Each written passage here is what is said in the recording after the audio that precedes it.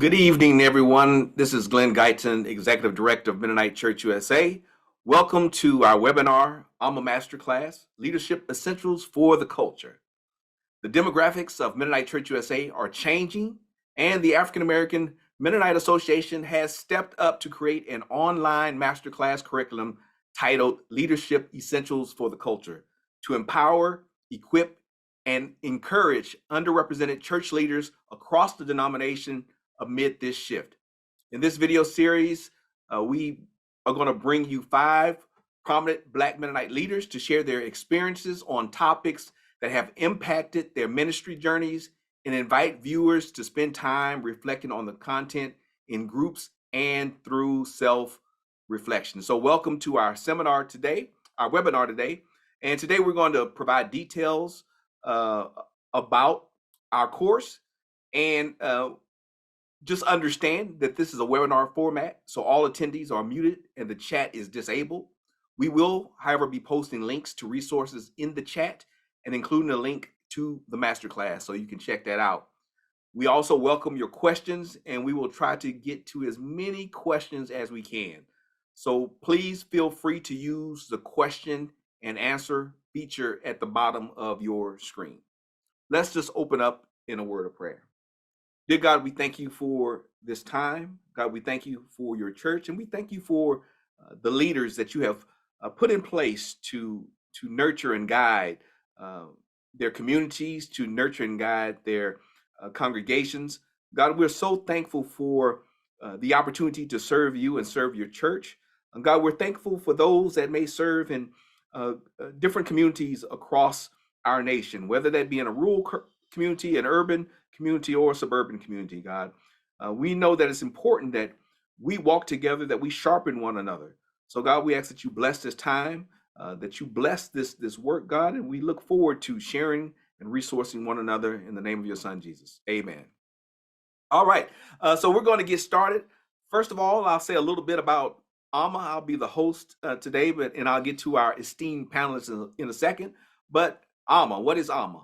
The African American Mennonite Association is one of several racial ethnic groups that make up Mennonite Church USA's Racial Ethnic Council. The Racial Ethnic Council, or REC, you may see that somewhere, is a leadership body formed by representatives from each of our racial ethnic groups across Mennonite Church USA to provide the invaluable perspective of people of color across the denomination on issues and decisions that impact people of color and the communities that they serve. So let me start off by introducing our panelists today, people that I know very well and are very fond of. I'm going to start with Bishop L.W. Francisco III. He is an executive board member. He's also the retired pastor of Calvary Community Church, pastor emeritus. Is that, Bishop, is that a better way to say it? All right. And he's also president of the African American Mennonite Association. So Bishop, thank you for joining us. Then I will go with Nicole Francisco Bailey. She's the executive director at Calvary Community Church, C3 in Hampton. She has served in full-time ministry for over 18 years. You don't even look that old, Nicole, and has served in a variety of roles, including director of worship, bookkeeper, and the chief financial officer. So we welcome you, Nicole. And then last but not least, we have the senior pastor at C3 in Hampton, the Reverend Dr. Leslie Francisco McClendon. She is the pastor at C3. Leslie has a passion for bridging generational gaps and loves speaking to a broad range of audiences.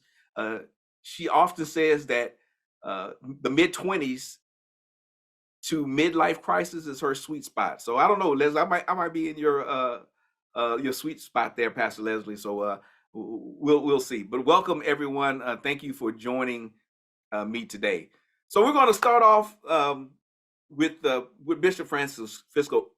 We're going to start and get right into it. Bishop, can you tell us a little bit more about the history of AAMA and its importance in Mennonite Church USA? Okay, yeah, I'd love to. AAMA has a rich history dating back to the 70s, actually, in its formation. It actually started off as the Minority Ministries Council And from that, morphed over into what they termed as the Black Council or the Black Caucus. Um, that was really led by some great pioneers who were very interested in seeing more inclusion of the Black constituency within the construct of the denomination. And they dealt with equality, racism, uh, systematic racism, many issues that they were wrestling with to get us to be able to emerge into the full life of the church and not just be subsets of Mennonite Church.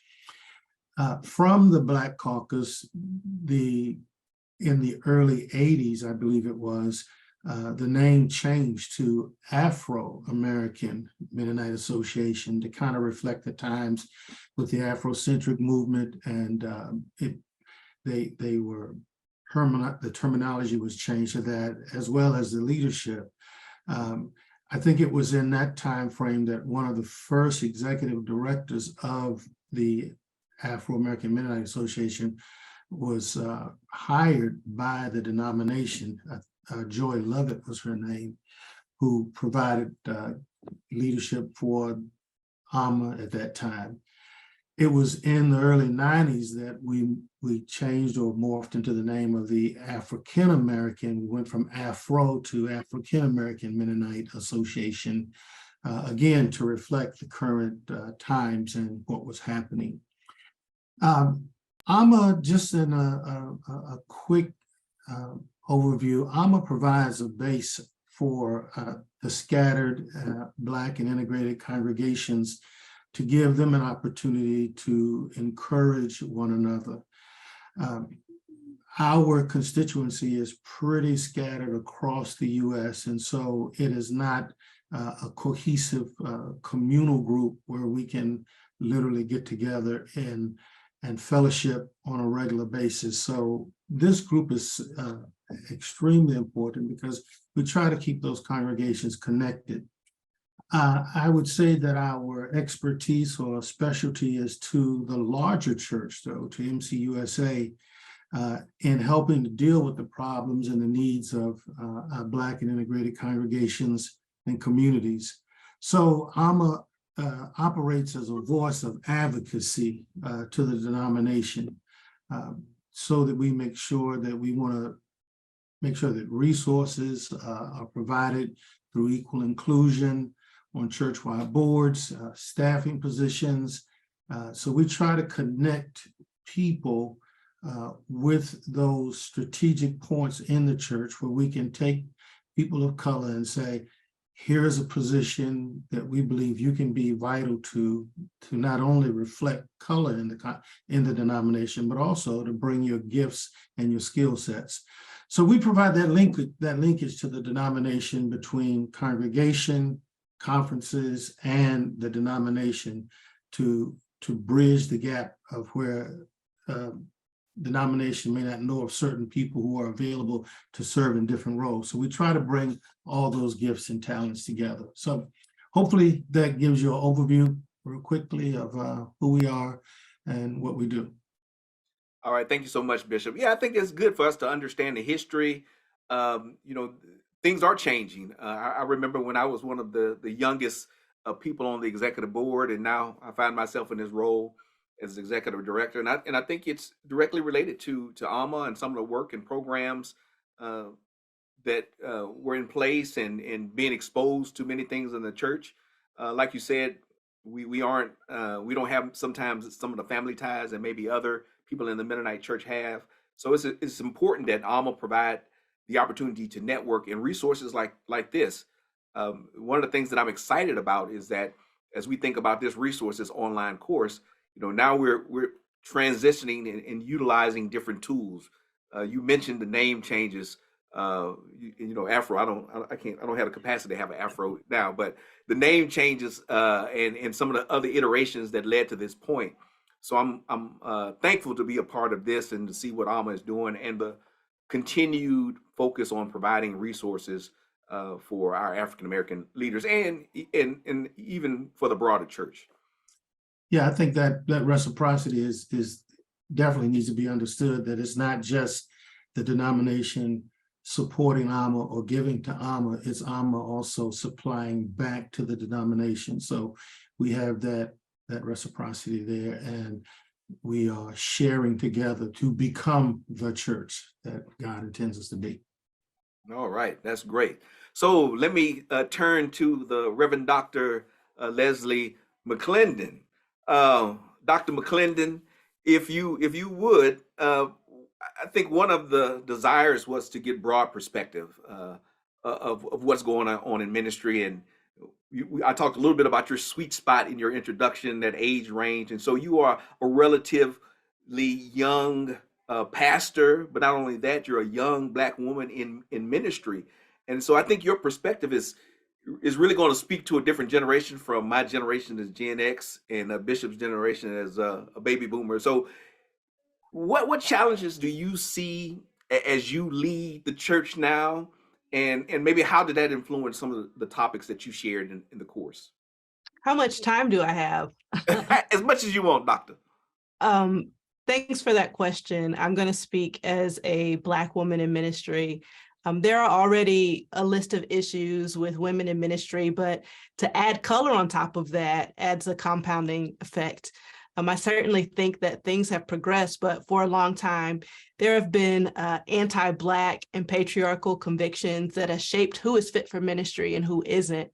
I think sexism, racism, and inequality are some of the biggest challenges that women in ministry face. Firstly, the wages are different for women in ministry than it is for a man. Most would incorrectly assume that just because a woman has more education, that means more pay than someone who has less education and experience. So you would say the Reverend Doctor, but in stereotypical situations, it could be the non-reverend whoever, but they'd say there's a man, let's give this priority to men. So that's difficult, but also there are many women who even ghostwrite sermons, do administrative work, and run circles around their counterparts, but are bypassed when it comes to promotions. I think of Prathia Hall, who greatly inspired Martin Luther King Jr. Whenever we hear "I have a dream," we say, "Oh, that was King's dream." But the truth of the matter is Martin Luther King went in a prayer meeting that Prathia Hall was orchestrating, and she had this timbre to her voice, to her prayer, saying, "I have a dream." And Martin actually stole that and implemented that into his speech. And so she's not often attributed that credit. It's known in many circles for Black women, but when most people would think "I have a dream," they would automatically think King, not Hall. So that's not widely known. And then you have misconceptions. For instance, what's acceptable and adored in a male is frowned upon in a woman, right? While many would praise a man for being direct in his approach, an assertive woman would be labeled as aggressive. And even now, there are times where I personally in ministry know that I could do certain jobs or tasks or even one-on-one meetings, but I know that in certain situations, it would be better received from a man than a woman. And so I'm going to be talking about several of those things in one of the short courses, not to mention limited roles.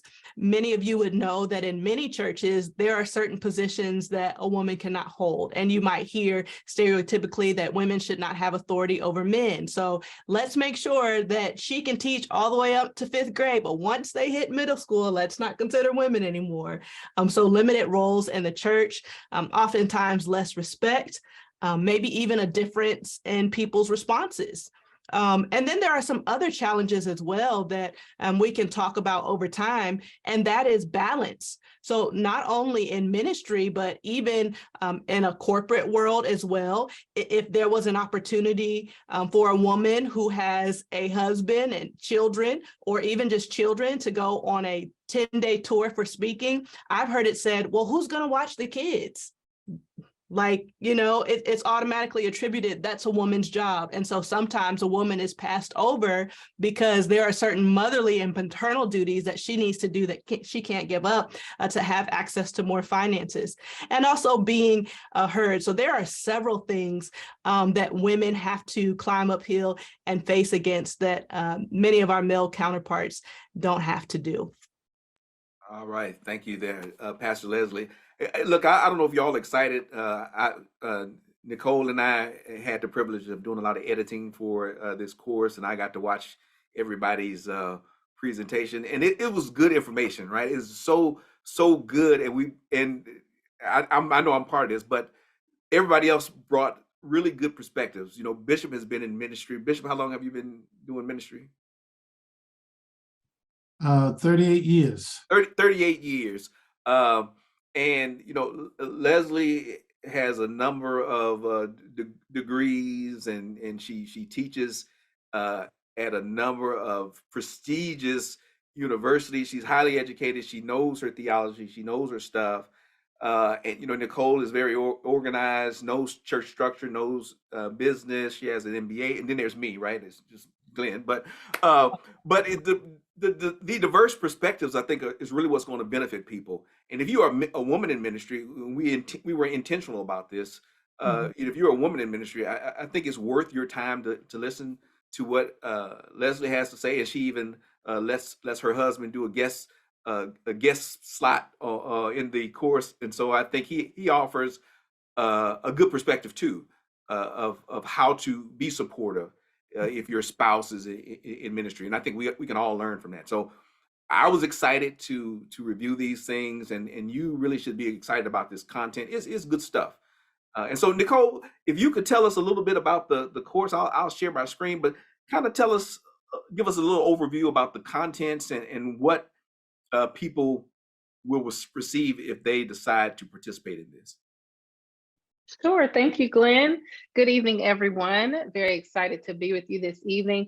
This course basically focuses on exactly what it says, leadership essentials for the culture. Now, for the culture is a phrase that is referencing the culture, the African-American culture, Black people in the United States, in North America. And so with that, we were looking at that landscape and saying, what are some of the resources that are needed to reach persons of this demographic? And we all pulled all of our resources together to have some amazing topics. We're focusing on not only bivocational people in ministry, women in ministry, people of different age groups in ministry, and then even people that are still working in, whether it be for-profit or not-for-profit jobs, but still are working in ministry on the sidelines as well. So all of those persons were in mind, and let's just briefly go through this together. Module 1, taught by Executive Director Glenn Guyton, really focused on cultural relevance in ministry, and that focused on learning how to discern your ministry response to different cultural pressures, because the church really needs to be responsive in modern day culture times. And so he focuses a lot on that in that course. Second part of this course is talking about building a relevant ministry in a changing context, because we need these tips and keys to engage our communities. Things are ever changing in our communities. And so with that, he also brings us to talk about intention in ministry, how to strengthen your local church through intentional diversity and inclusion. Then he talks briefly also in the course number 4 about microaggressions and marginalization in ministry, so that leaders within the culture can learn to survive in organizations where we frequently are the minority. Then, just as Dr. Leslie so eloquently described to us, she is talking about women in leadership. The time is now, talking about sexism. Let's talk about it. Finding the courage to stand up for what rightfully belongs to you. The next one is talking about authentic confidence and learning the difference between perceived value, produced value, and personal value. Her third course is talking about I am not a token, discovering practical tips and tools for how allies can support Black women in leadership. So this course is not only for Black leaders, but all of these courses are even for leaders of other cultures so that you can learn how to relate to Black leaders or ministry in within a Black leadership context. And then course number 4 that Dr. Leslie offers is featuring her husband, Pastor Caleb McClendon. We call him the purple unicorn. He's been called that many times by many female pastors in prominent leadership positions. And he focuses on males supporting females in leadership, learning how to cover and not smother women in leadership, giving them the space to thrive. Oh, I like and then that. yours I like truly, that. Hold on, Nicole. Hold on. You going? Yeah, Okay. that's good. I like that. I think that's important. I don't want to miss some of these points as we go through this, but I think that is, how do we support women in these roles? And sometimes, we as males, we don't know how to do that effectively across all of the demographics, right? Identity groups. So we need to know how to do that. So I'm glad that you all added that to the course. And, you talked a little bit about allyship. That's really important. And so even though this course, the modules have been designed primarily in this Black African-American context, I think anyone who takes it will get a lot out of it, right? You will get a lot out of it. And if you are committed to anti-racism, being a more culturally competent leader, take this course. Listen to the perspectives of someone else. All right. This course is definitely for you. So I hope that these topics are piquing your interest, because we really want you to, spread the word and let other people know about this rich content that is included in these courses. Then in module number 3, we have a total of 4 modules. Yours truly, I'm talking about ministry finance, structure, as in the business structure or the structure of a ministry, and leadership. Your capacity for leadership and amongst various roles within your ministry. So the first course is the business of doing ministry versus being ministry and understanding the difference. Sometimes doing ministry itself can just be all consuming, but when we take that time, that predetermined time, to focus on setting healthy boundaries and being true to the authentic ministry that God has called each of us uniquely to embody, then we can truly begin to thrive in our calling, when we're not just doing the work of God, but we're understanding how to work within the will of God. And so we're delving a little bit deeper into the reason why your ministry exists and how is it exactly impacting lives and spaces for God's kingdom to grow and thrive. Then in the second portion of the course, we're talking about a ministry plan. A lot of times we hear business plans for businesses, but ministries don't always talk about that a lot. So in order for people to understand it on their level, we call it a ministry plan and why it matters. And it essentially is a roadmap to navigate you through your unique calling as a ministry, help you set those boundaries that were referenced earlier, and to also create relevant goals to reach those that you are specifically called to serve. So this ministry plan, it's a basic framework that's needed to help you progress in the right direction to being a relevant and a relatable ministry in this ever-evolving context that we call the church. Then course number 3 is budgeting basics for pastoral leaders. A lot of times when I'm working with different congregations, they hear the word budget and they cringe. That is not a word we should be cringing over. We need to be embracing that word and that function. So I review in that course the daunting task of a church budget, the fundamentals of ministry finance, why it doesn't have to be overwhelming. And it's basically a crash course in ministry budgeting, sharing with you how to review financial statements, what they mean, and what are the most important pieces for you to understand as a local church ministry. And then course number 4 under module 3 is avoiding ministry burnout. So this is all about setting healthy boundaries for yourself personally, because if you don't care for yourself, you won't be here for long to care for others. Professional boundaries within your workplace, and also pastoral boundaries, because a lot of pastors experience burnout and they don't know how to separate those lanes of family and personal and professional and pastoral. They give everything to ministry and they have nothing left for the family, which God has called each of us to. Our first ministry is our family, and to take care of ourselves so that we can be that temple that He can consistently use. So those are the actual courses in module 3. And then as we move on to module. Let me stop you, Nicole. I know you're on the road. You're on the road there. But no, Okay. it's some good stuff. I don't want us to lose some of this content as people ponder whether they're going to participate in this or not. But the business aspect of church, and sometimes we, as the people of God, as pastors, we want to spiritualize all these things, but we need to have a plan, right? I think the Bible allows us to plan, right? Dr. Les, Yes. does the Bible allow us to plan and have a strategy? Okay, Dr. It Les. calls us wise if we plan. All right, there you go. See, that's why you need a theologian on call. I love having a theologian on speed dial. But we have to have a plan, and budgeting and planning for finances. That relieves a lot of stress. Believe it or not, it does. We have to have faith that we'll make ends meet and that God is going to provide for our ministry. But we also need to have a plan, right? When we get those resources, how are we going to use them and be good stewards of what God has given us? And so this organizational piece, I know y'all are good preachers and y'all have been to seminary and all these other good things, but you need to know also some of the business aspects of doing ministry. It is a profession that we have to take seriously. So it's not just about preaching and preparing your sermon, but it's also setting the table and the environment so that you can care for your people and that you can sustain your ministry and your family. And especially this burnout piece. I think we, as Anabaptists, Mennonites, really need to pay attention to this part, because we can abuse our leaders. And so we as leaders have to set boundaries, not only for ourselves, but for our families and others that come in contact with us. And that leads to more healthy relationships. And so this is important and essential that we think about these things as we lead our congregations.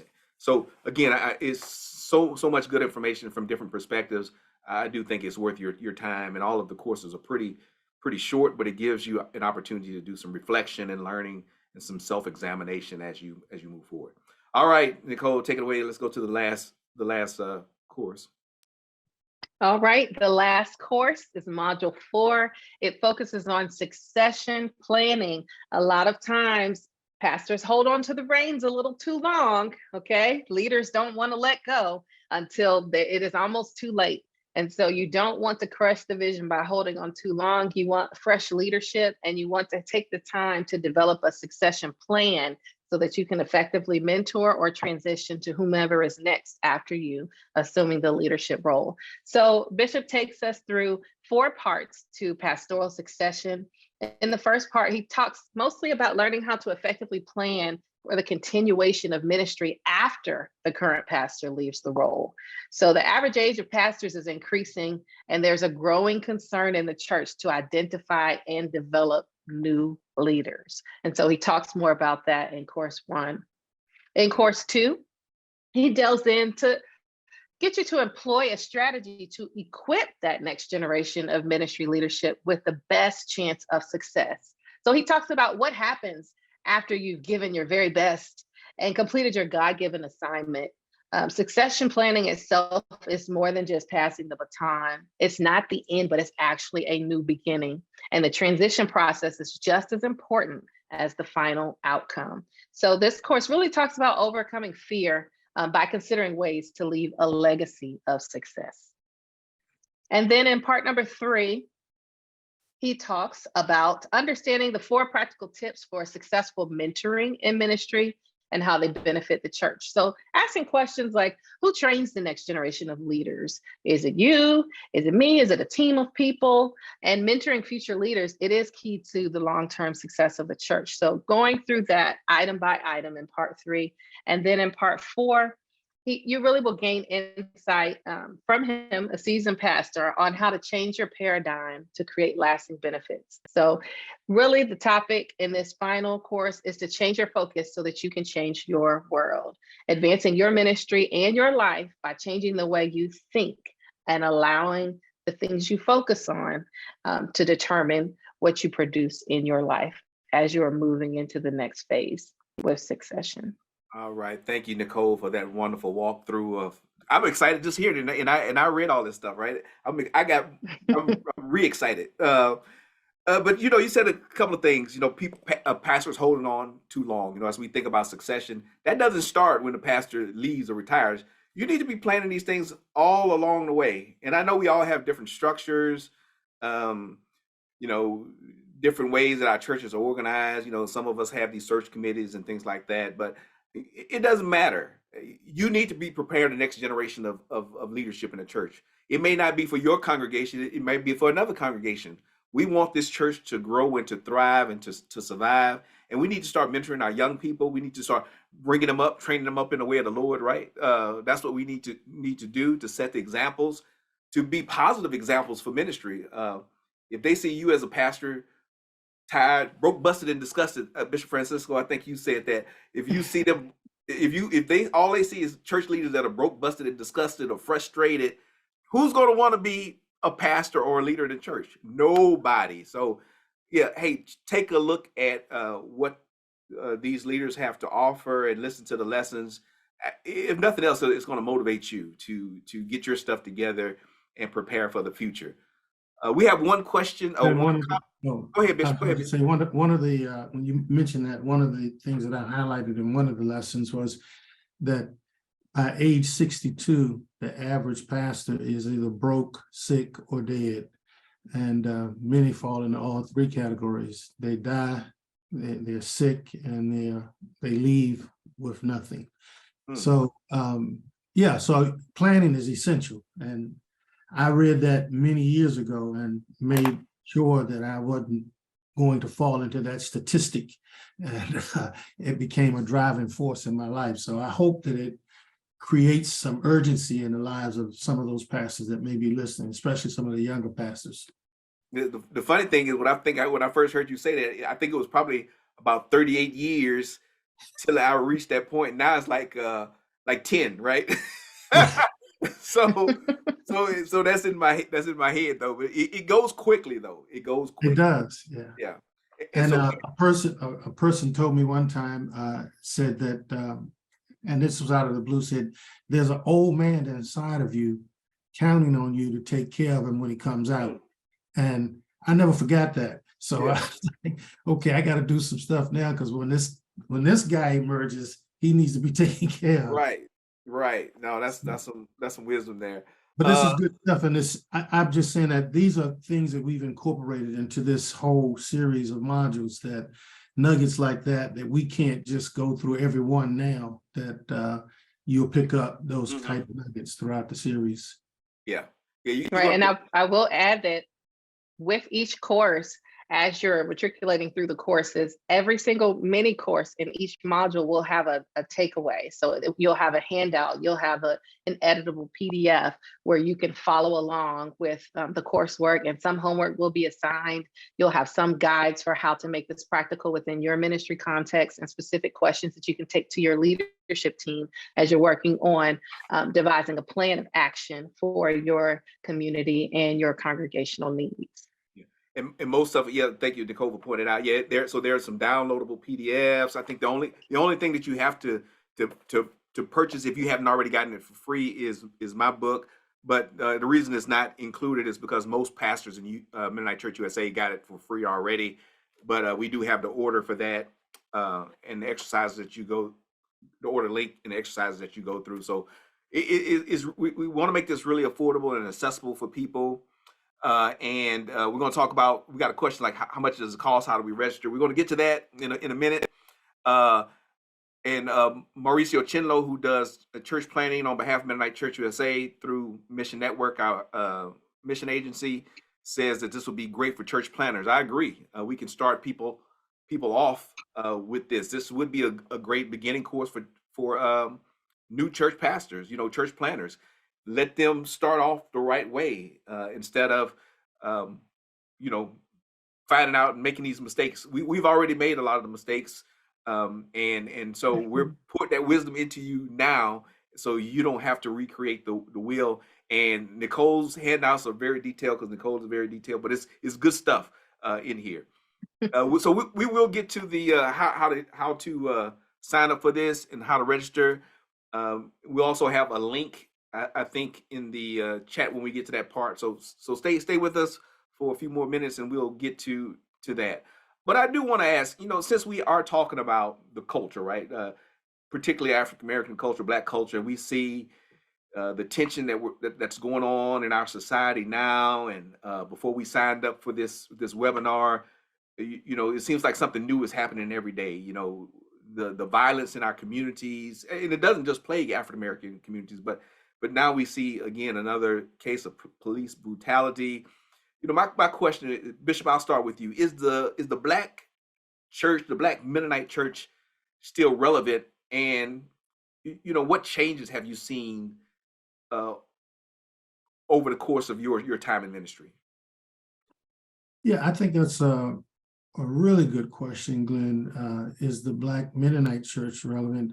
We could even distill that and just ask the question, is the church relevant?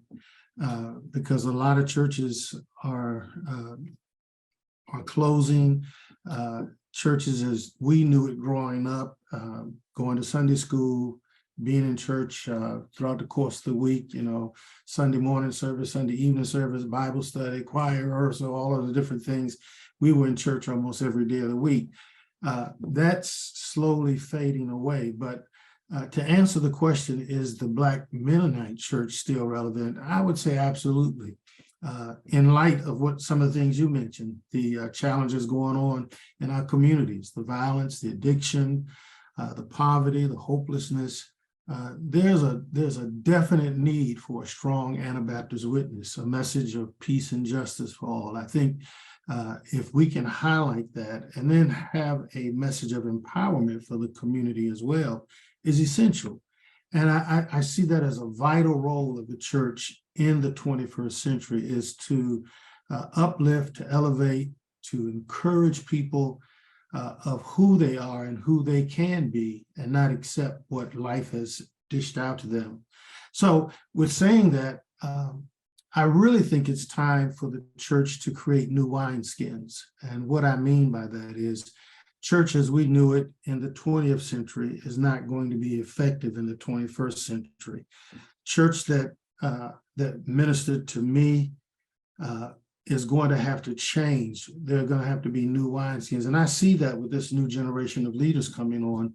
They're changing things. They're making changes that I won't say that I don't agree with, but changes that are different than what I would do. But I have to realize my age. I have to realize they're reaching a different demographic, a different culture, a different age group of people. And so how do we create those new wineskins? How do we retool our churches to become relevant? I think these are appropriate and vital questions that have to be asked. How do we engage a new generation of leaders? So yes, my answer to the question is yes, the Black Mennonite Church is relevant. Yes, it's needed more than ever. And what changes have I seen? A myriad of changes that are necessary to equip and to further the advancement of the kingdom of God in this 21st century. So I've seen politics in the church, but I've also seen the church become more inclusive. I've seen the church be more receptive and provide more resources to BIPOC congregations. I've seen people such as yourself grow and aspire and obtain leadership positions. So there have been positive changes, but we can't stop there. We've got to continue to look at how do we retool for advancement? How do we keep our Black church relevant? How do we have a message to the community that we serve? And so, yeah, we definitely are relevant today. All right, and I'm going to share before I get to the next question. I'm going to share how do you register? I know that's one of the questions. How do you register? And we'll put the link in the chat for that, but it'll take you to this screen that describes the course, so you can see the relevant information about the course. We're responding to the needs of the community, cultural relevance, supporting women in leadership, organizational structure, and succession planning. You can click the link. We also have some frequently asked questions about the masterclass, so you can check out this website. And once you are ready to register, just click on sign up now. It'll take you to the purchase page for the course. And you know what we want to do is to make this course accessible and affordable, but also realizing, because I'm working with Nicole, you know, from a business standpoint, a lot of time and energy went into developing this course, and we want to continue to provide resources like this. But it does take time. It does take money for web designers and content managers to produce this excellent course, videographers. But we want to make it affordable to people, and so we actually have kind of a sliding scale which you can pay. Pay what you feel is appropriate for the value that you receive for the course. We are offering a discount for those that are members of AAMA. It's easy to qualify as a member of AAMA. I'll take you to the purchase page here. But to qualify as a member of AAMA, just subscribe to the mailing list, because we feel like it's important for us to communicate what's going on and to share with you the resources and gatherings that we're going to be having. And then also either be a member of an AAMA congregation, a Black leader in a Mennonite Church USA congregation, or a MCUS leader in a predominantly African American context. And so we're offering you that discounted price of $149, which is very reasonable. If you're a non-AAMA person, we're asking that you donate $299 for these contents, again, to support the continued work and programming like this, and to make sure that we're giving you the tools that you need as ministry leaders. And so if you know of someone that maybe needs a scholarship or can't pay the full amount, we would ask that you donate and support people. That's another way to share, to live into that Anabaptist principle of mutual aid. Gift a subscription to a young pastor or old pastor, someone that needs this information. We hope that you share this information. This was a work of passion. We're all very busy people, right?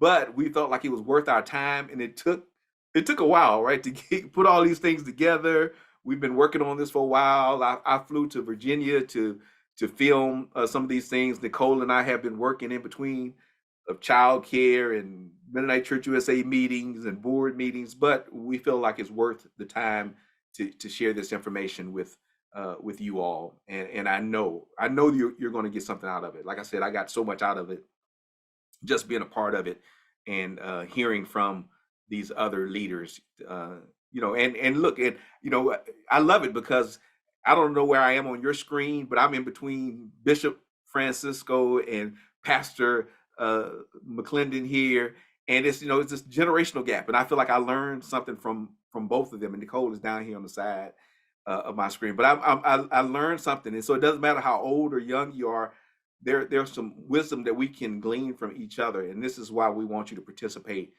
in this course, or bless someone else with the opportunity to get this information. So I'm going to ask Pastor Leslie, is the Black church still relevant, and what changes have you seen over your time in ministry? I think I would really just echo what Bishop said. And I also believe as long as there are Blacks and as long as there are Mennonites, then it's still relevant.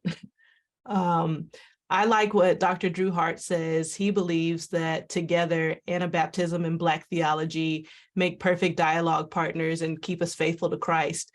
And I'll be honest with that. I'll say in regards to Anabaptism and Black theology merging together, I'll be the first to admit that following Jesus is not for the weak, but it's for the meek. And that Jesus's example challenges us to be pacifist and not passivist. So we're to be pacifist, but not passive, courageous, not cowards, benevolent, not brash, just to name a few. And I believe that the tenets of faith, love, the cross, and caring and sharing with those in need are crucial to who the Black Mennonite Church is. You even spoke to it a little bit with the gifting of mutual aid and the empowerment and what we're providing as these courses. And so I think my main challenge would be, if the Black Mennonite Church is still relevant, can you stick around as we are putting new wine into new wineskins? And I think that if we can move beyond our preference, then some significant work can be done. And we have to be able to allow different expressions of ministry to go forth.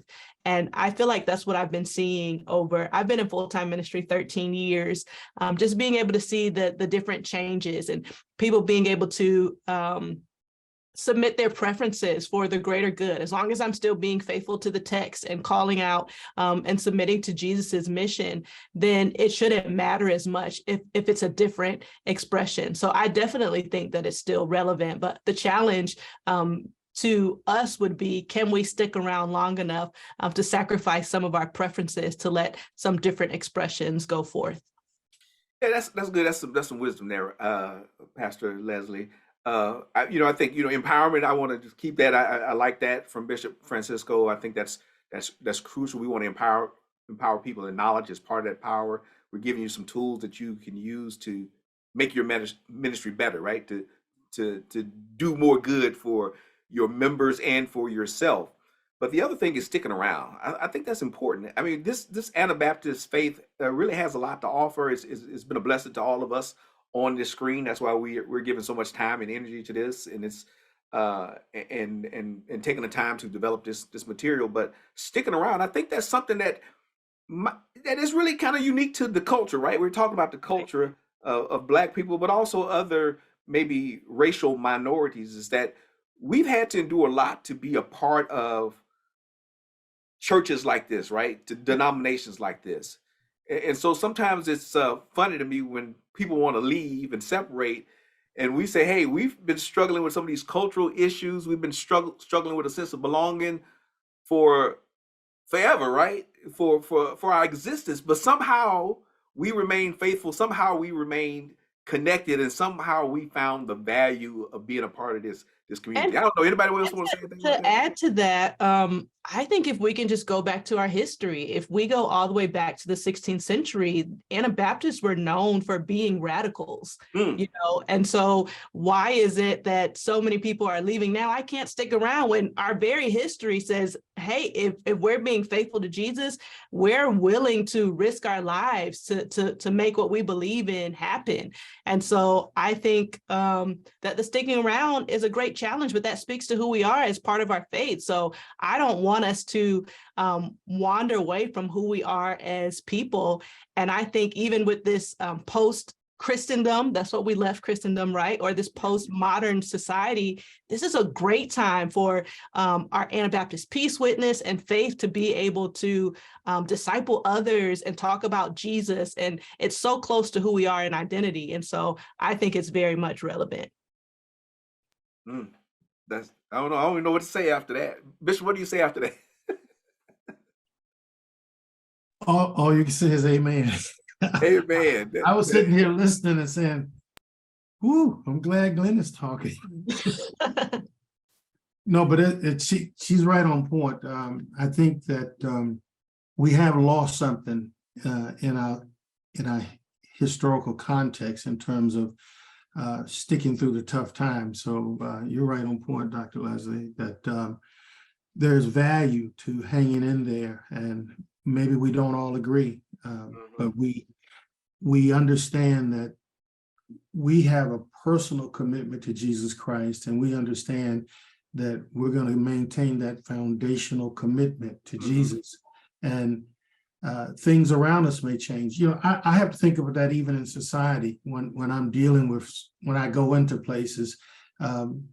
If I go into a medical center and that doctor or that nurse or that medical practitioner is not of the same faith or the belief or whatever that I may think, but I still allow them to perform services for me if I'm shopping. But somehow in the church, if people are not on the exact same page, we feel that it's necessary to just exit and leave.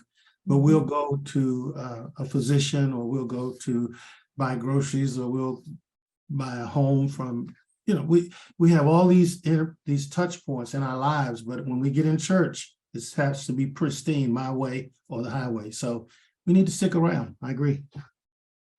If you have any questions for any of our panelists, feel free to put those in the question and answer, and then we'll get to them. So if you all have any questions as we prepare to wrap up, let us know.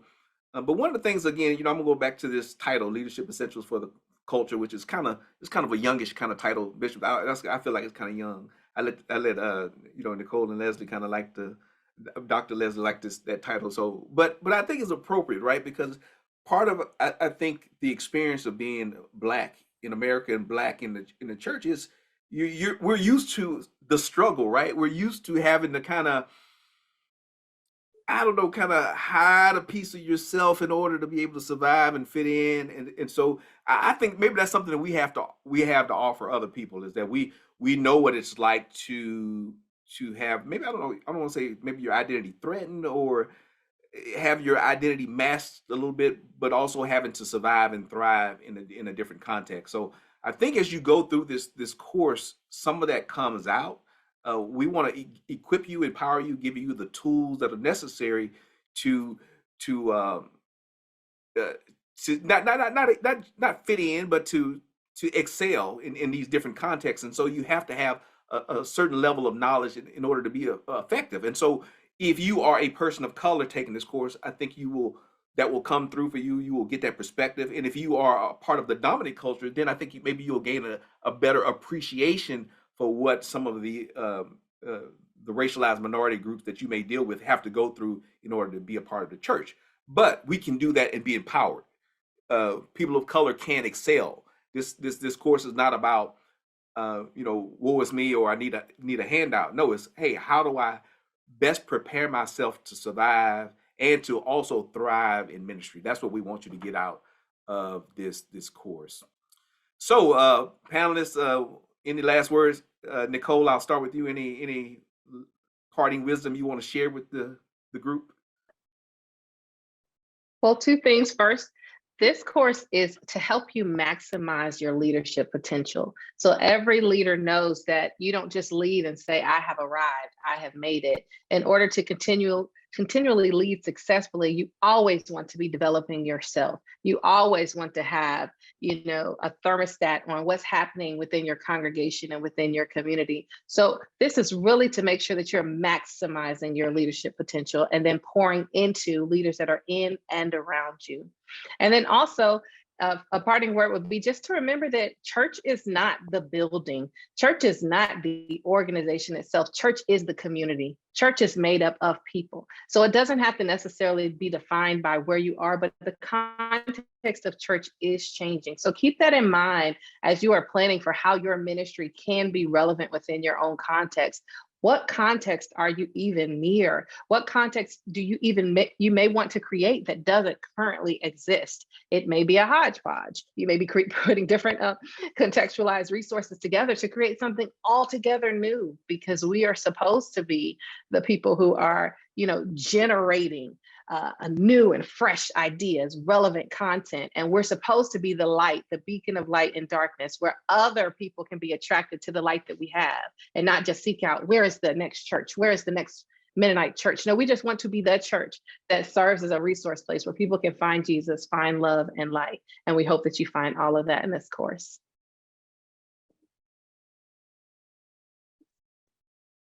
All right, let me go to Dr. Leslie. Any parting words? I think Nicole said a lot of what needed to be said. I would just say that you owe it to yourself and your future to invest in this course. What you are receiving, even honestly and humbly at this price point, is easily many times over that for the collective knowledge, research, and information of what it took to bring these mini courses into fruition. And so if you were to go in any other organization and to book a coaching session or pick your brain session, you are getting so much for what the investment is. And so I would encourage you to please not only invest it, but implement it as well, because knowledge just puffs you up if you don't do anything with it. So invest and implement, and watch your life, watch your organization, watch your horizon be expanded. All right, thank you. And it's not, again, thank you, Dr. Leslie, for emphasizing, it's not just us talking on the screen. No, it's the exercises, it's downloads, it's things that you have to do, worksheets, and Nicole lays out a ton of stuff if you need to get your church structure organized. That is worth the price of entry alone. So yeah, I encourage you to invest in yourself. Sometimes in the church, we don't want to, spend money, but it takes funds to generate content like this. And again, it's a minimal fee. We do have that sliding scale, so we hope that you take advantage of it or you sponsor someone else in order for them to have access to this. All right, Bishop, we'll give you the few last words. Well, I think it's really important that people understand that the things that are shared in this course are not theoretical. They are proven. And so each one of these individuals on the screen tonight has not only walked through, but lived through and practiced these principles that we're sharing with you. So sometimes you can read a book and people give you theoretical practices, and we think this will work if you do this. These are proven stratagems that we've utilized over the years to create successful ministry. And so I would encourage you to glean as much as you can, take as much as you can and absorb it and incorporate it not only into your ministry, but into your life. There's some personal life skills in here as well that can change your life for the better. So those would be my parting words. You're getting 65 years of experience here, and multiply that by the number of years on the screen here, you're getting 200 or 300 years of, a couple hundred years of experience from individuals who have lived and proven these strategies. So those would be my words, Glenn. All right, thank you so much. You can access this course also through the AAMA website. Just visit AAMAMCUSA.org. That's the new website, and go to the resource section. You can also access a link to that landing page that has the course material. We look forward to you participating in this course. Also, remember that February is Black History Month. Be sure to check out Mennonite Church USA's timeline on Black history in the Mennonite Church. We'll provide those information for you. So check out that timeline. You may learn something about the African American experience in Mennonite Church USA. And don't forget to register for MennoCon 23. That's going to come up soon in March. So we're almost there. Go to convention.mennoniteusa.org. I'm excited about the convention. Dr. Leslie will be leading one of our discussion groups for the youth. So you'll get to see her and talk to her in person there. But we look forward to seeing you in Kansas City. Make sure you all come out. We may be switching to a triennium, so it may be 3 years to the next convention. So you don't want to miss out. High school students, get there, bring your high school students, come and just be a part of our family in Kansas City and eat some good barbecue. Make sure for the latest news and events from Mennonite Church USA, be sure to subscribe to our Peace Mail. Peace Mail is Mennonite Church USA's weekly e-newsletter. Go to MennoniteUSA.org/peacemail, and you can sign up for that. That is the official news source for Mennonite Church USA. All right, so that's where you get your official news about what's going on in the denomination. So subscribe to that so that you can stay informed and stay in touch. But thank you all so much for joining us this evening for this webinar. I hope to interact with you all in the future. I want to hear what you think about the course after you sign up for it. So we look forward to hearing all of the good reports and how it has impacted your ministry. Thank you all so much, and have a great rest of your